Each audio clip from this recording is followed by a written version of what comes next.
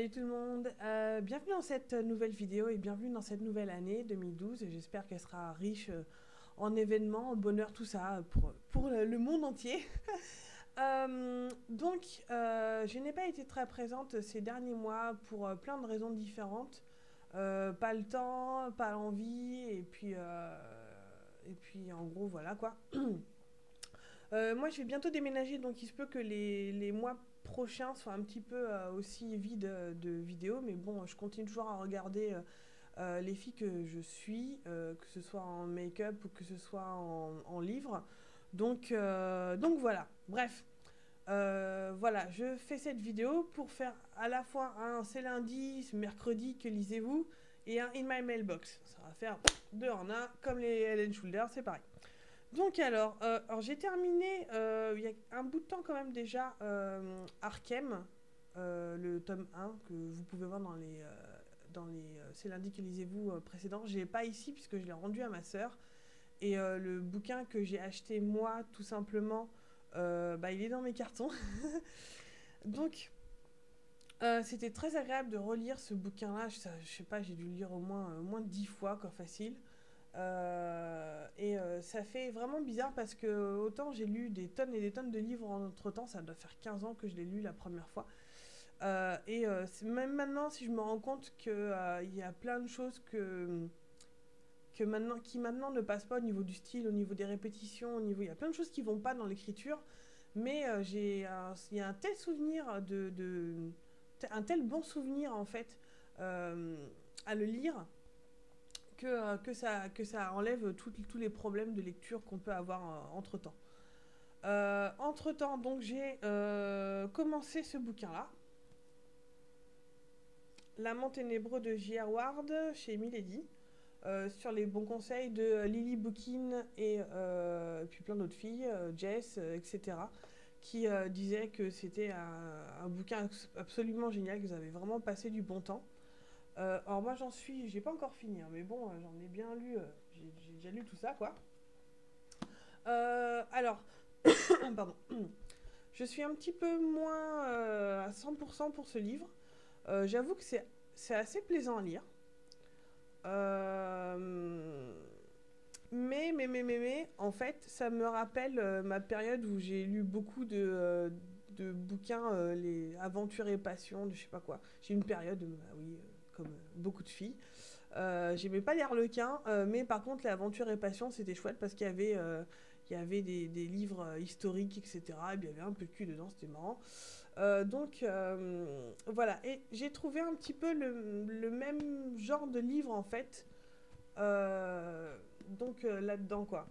Et même si je me souviens bien, j'avais lu un livre à l'époque, donc toujours dans cette gamme là, Aventure et Passion, avec des vampires, qu'il faudrait que je retrouve le nom. Je sais plus du tout quel est son nom, mais je l'avais vachement aimé à l'époque. Et ce livre en fait me gêne un peu justement parce que ça fait un peu lecture de gare quoi.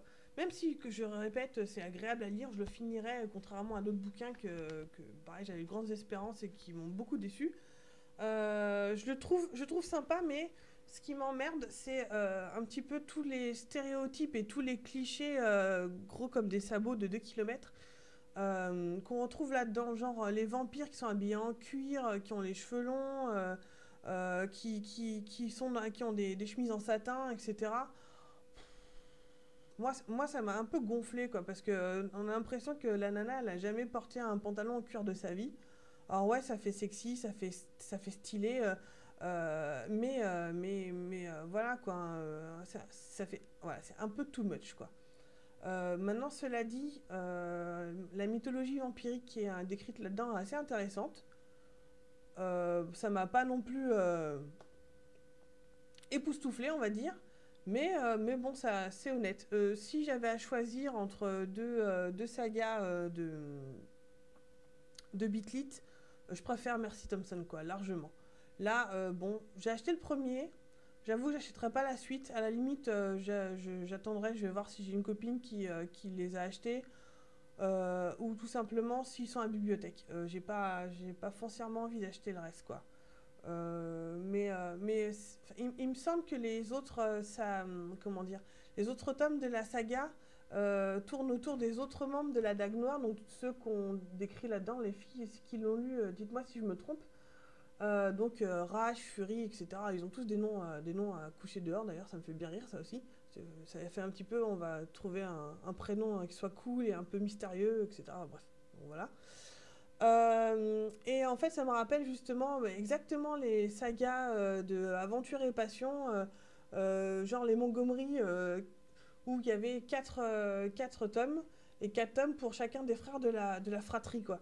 C'est exactement le même principe. Donc je me demande si franchement ça aurait pas pu être tout simplement publié chez J'ai lu Aventure et Passion, quoi. Bref. Toujours est-il, je vais le finir. Hein. Oh, mon micro va tomber. Et donc voilà. Bon, celui-là il traîne, hein, ça fait limite 1 ou 2 mois que je suis en train de le lire, donc je l'ai pas non plus dévoré, hein, mais bon, je suis peut-être... bon, bref, voilà. Alors, je suis allée à Paris pour les fêtes de Noël, et j'ai ramené plein de livres, enfin plein, il y en a 4, hein, faut pas non plus abuser. Donc, je suis allée à Gilbert Joseph, où j'ai trouvé des bouquins assez intéressants. Il y en a un qui m'a tout de suite tapé dans l'œil, c'est voilà, Washington Irving, Les Contes de l'Alhambra, chez qui? Chez Libretto. Je connaissais pas du tout cette maison d'édition. Et en fait, voilà, j'étais un petit peu en train de chercher des contes de ce genre-là. J'ai pas encore lu, hein, il est encore tout neuf. Mais voilà, des contes un peu qui mixent tout ce qui est orientaux et méditerranéens, en fait. Espagnol, enfin c'est l'espagnol mauresque, Grenade, etc., l'Alhambra. On va repasser par là, voilà. Et donc c'est vraiment des contes que j'ai vraiment hâte de lire, puisque c'est quelque chose qui m'inspire pas mal et qui me donne envie. Donc bon, je vous dirai une fois que je l'aurai lu. Et j'ai trouvé également à Gilbert Joseph le livre d'un film que j'ai juste adoré, qui est un de mes films de chevet que je connais par cœur, que j'ai vu, revu. C'est Lady Hawk, avec Rutger Hauer et Michel Pfeiffer et Mathieu Broderick. Donc je crois que c'était son premier rôle à Michel Pfeiffer et Mathieu Broderick. Ils sont tout jeunes dedans. Ça date des années 80, ce film. Et c'est un des plus beaux films qui m'a été donné de voir. Enfin bon, c'est un peu pas cheap, mais comment dire, c'est un peu bon, old school, quoi. C'est les années 80. Hop, on va faire comme ça. C'est les années 80. La musique est aussi très années 80. Je sais pas pourquoi ils ont pas du tout pris. Ils ont pris le parti de faire un truc avec de la musique de film vraiment traditionnelle. Ça fait très justement musique années 80, et même si c'est un peu un point faible du film, c'est aussi une marque de fabrique de ce film. Donc, je suis tombée dessus, j'ai pris le bouquin tout de suite parce que voilà, Lady Hawk, quoi. Donc, en gros, c'est l'histoire, pour ceux qui n'ont pas vu le film, ça se passe au Moyen-Âge, et c'est l'histoire donc d'un jeune voleur qui est, lui là, voilà, qui s'échappe de la prison d'une ville, donc d'Aquila, et qui tombe sur un chevalier donc il est recherché par la police de l'évêque. Et il tombe donc sur un chevalier qui est assez intriguant, qui est tout habillé en noir sur un cheval noir, etc. On sent qu'il a vraiment quelque chose à cacher dans son passé. Il est toujours accompagné d'un faucon. Et en fait, il se rencontre au fur et à mesure que il y a une histoire d'amour, donc ce chevalier avec une femme qui est Michel Pfeiffer. Michel Pfeiffer. Et en fait, ils ont été maudits. Ils sont victimes d'une malédiction, ce qui fait qu'ils sont toujours en couple, ils sont toujours ensemble, mais lui se transforme en loup la nuit et elle est en faucon le jour. Donc ils ne peuvent jamais se voir, ils sont toujours ensemble et toujours séparés, en fait. Et donc voilà, c'est un peu le pitch du début du film et le début aussi de ce livre, que j'ai aussi, j'en suis à peu près à la moitié, quoi. Et c'est un vrai bonheur de lire ce livre. Je sais pas trop si c'est je sais pas comment on dit ça, enfin la romanisation du film, ou enfin bon, le bouquin tiré du film, ou si c'est le film qui est tiré du bouquin. J'ai pas encore réussi vraiment à déterminer ça. Je pencherais plutôt pour le film tiré du non, pour le bouquin tiré du film. On va y arriver. Mais il y a quelques différences quand même au niveau des scènes, même si ça suit vraiment exactement le film, c'est pour ça que je penche plutôt de ce côté-là. Mais voilà, et il y a juste quelques petites différences que je ne m'explique pas forcément. Par exemple, le nom du héros, hein, hein, qui dans le film s'appelle Étienne Navarre, et je trouvais ce nom absolument génial.